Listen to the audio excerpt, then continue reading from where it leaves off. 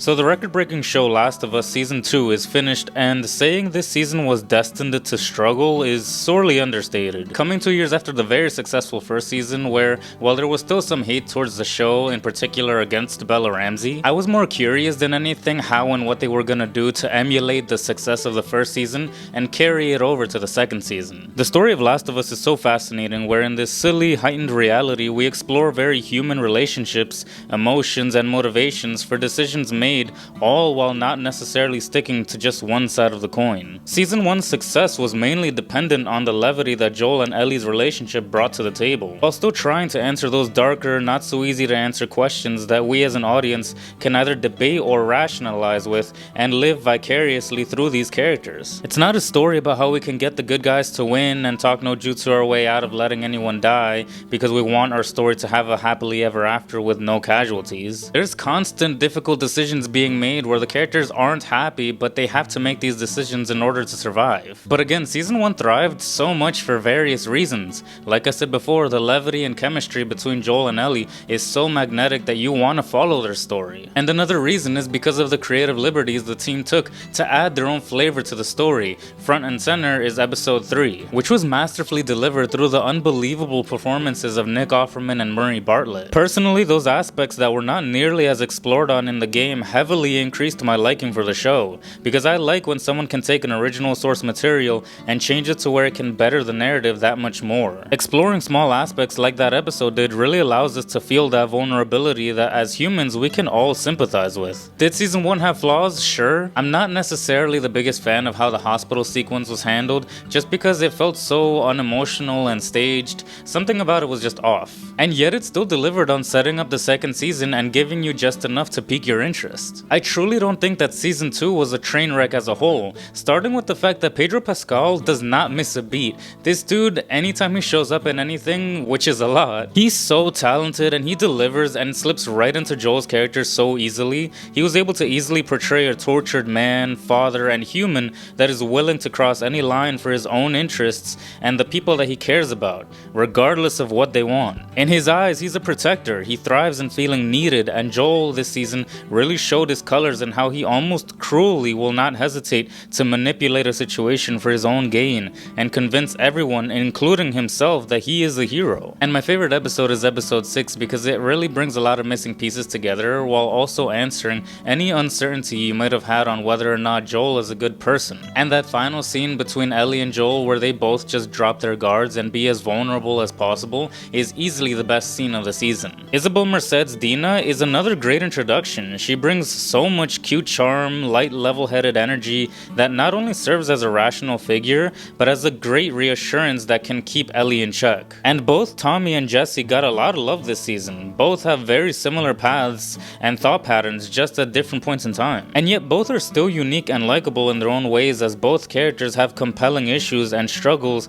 that honestly made them among my favorite characters this season. And these two characters are the only characters that brought back that feel that hooked me in season 1. These characters have to make hard decisions and find ways to do what's right, while also proving that altruism isn't dead in this world yet. But the real meat and potatoes of this season is obviously Ellie's journey and how she's molded into who she's meant to be. Generally speaking, the way season 2 should have gone is a much more miserable and dark path, and personally, I love miserable stories. The losses in season 2 are felt more, like they leave more of an impact when characters die, and the residuals are just the complicated emotions that these characters struggle with because of those losses. The thing is, Ellie is miles away from how tormented and just heartless she's supposed to be. This moment is the crux of the rest of the story, and to be honest, I think it was done perfectly. The fact that they were able to emulate and evoke the same emotion that the game version was able to do is truly an applause-worthy act. And Bella's performance in that moment was fantastic. I think that she sold the "you're going to die" line so well. Obviously, as the viewer, you empathize so hard with those words. And I also thought it a clever, while arguably time-wasting move in the following episode to show that she's lying through her teeth and have this community-driven, thoughtful veneer of herself in order to get the maximum amount of support to ensure her revenge. I felt like it was showing how she adopted that manipulative trait of Joel so well, even though by the end it meant nothing. But it's basically right after that where Ellie shows like no anger. It's like she doesn't feel wronged. The show treats it like as if someone she barely knew from high school was killed, not her father figure. The entire trip to Seattle feels like an adventure rather than a mission. She should be in her Bully Maguire era, so much so that I was expecting this season to be mean and bleak, but for whatever arbitrary reason, they wrote Ellie to be tame in these moments where she should have been the most bloodthirsty, vindictive, and cold version of herself. It's even more bizarre because we got a glimpse of this heartless monster version of herself when she was with Jesse trying to save the kid from the wolves. Granted, she definitely saw herself in the kid and that's why she was compelled to try and save him,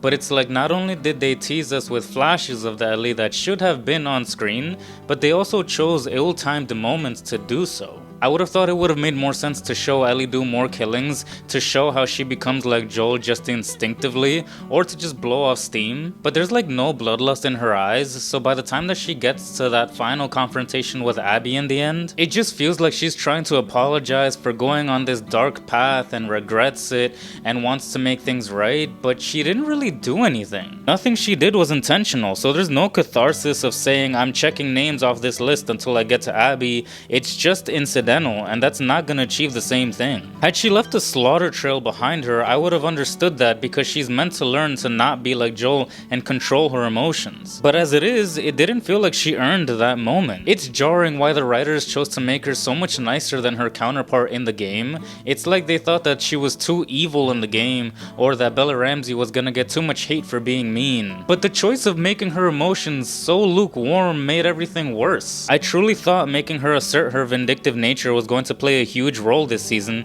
since we already saw from the first season that she had that explosive, chaotic tendency. I also get that she's still young and your brain doesn't fully develop until you're like 25, 26, but they made her so dumb this season. It's like she lost half her IQ points. It's like they were worried that Dina's level-headedness and maturity wasn't gonna show, so to emphasize it, they made Ellie a meathead with a gun. To the point that Ellie is basically useless this season. Dina is handling everything from making the map, tactical ideas, everything. Ultimately, this version of Ellie just feels so uninteresting. And I should say, all of this with me honestly feeling like Bella Ramsey is not at fault for this season. It's the writing that made Ellie feel so bizarre, not Bella Ramsey. One of the side effects of Dina and Ellie being alone for so long is that Dina being so cute and likable hurts Ellie's character because she can only bounce off of Dina. And because Dina is so much more of a light, charismatic character, it swallows up any attempt of showing Ellie's darkness. Joel being a mean-mugging, pouty grouch works because Ellie can assimilate,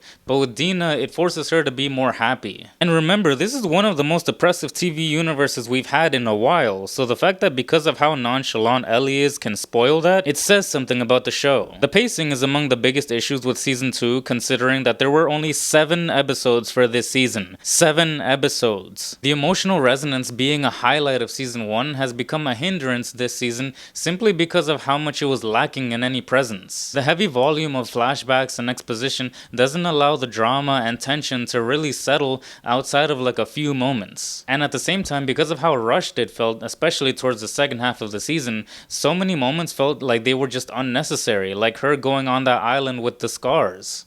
Pointless. And truth be told, I think the show made a huge mistake in opening the season with humanizing the people that ended up killing Joel. You can't hate and want to kill these people because you already know their stories. You want to be able to hate Abby because that's the point of the season, to hate Abby. But instead, right from the beginning, you want to grab Ellie and basically go to Abby's defense and say, you have the same motivation as Abby does, you just don't know it yet. It's crucial to not have that information yet so that when we get to Abby's side, you can then recontextualize everything you think you know and then make a judgment, having all of the pieces by then. I personally like Abby well enough, and even though we didn't get too much of her, the little bit of screen time that she did have, it was good stuff. The thing is, like I said, I still don't think this is a train wreck of a show, but damn did it miss so many opportunities to make it so much better. I see it as wasted potential rather than a flat out bad show, which could arguably be worse, but that's just me. But that's it for me. I'd appreciate a thumbs up, subscribe, and sincerely yours, Anthony.